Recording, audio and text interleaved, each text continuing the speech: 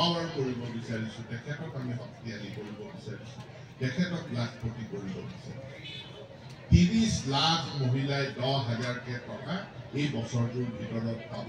ধনৰ বিতৰণ আৰম্ভ হৈ গ'ল বিশ্বনাথত।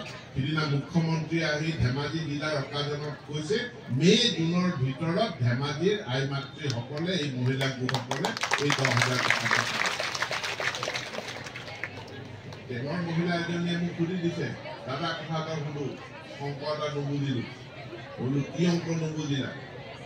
ক'লে লাখপতি হোৱাৰ কথা কৈছে, কিন্তু দিছে 10,000, 10,000 কেনেকে লাখপতি? LP পাছ নকৰিলে ME স্কুলত এডমিশ্যন দিব জানো? ME পাছ নকৰাকে হাইস্কুলত এডমিশ্যন দিব জানো? 10,000 টকাটো পাছ নকৰিলে 50,000 টকাৰ বিজনেছ হ'ব জানো? 50,000 পাছ নকৰিলে 1 লাখ হ'ব জানো? গতিকে লাখপতি দিদি যদি হ'ব লাগে, এই 10,000 টকাৰ আৰম্ভণি। এইটোত যদি আপুনি মোবাইল ফোন নাই কিনা,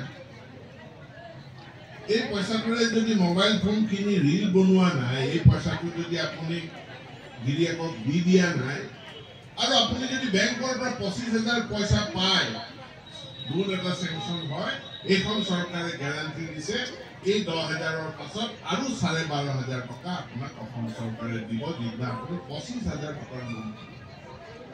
ইয়াৰ পাছত যিদিনা আপুনি 50,000 টকাৰ লোন পাব, চৰকাৰে আৰু 25,000 টকা আপোনাক।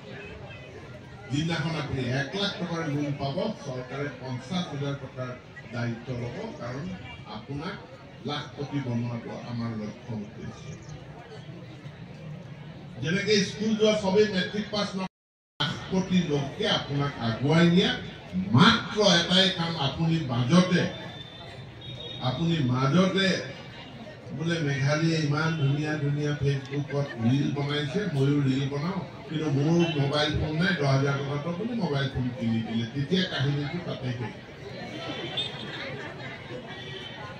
বোলে জোনমণিয়ে মোৰ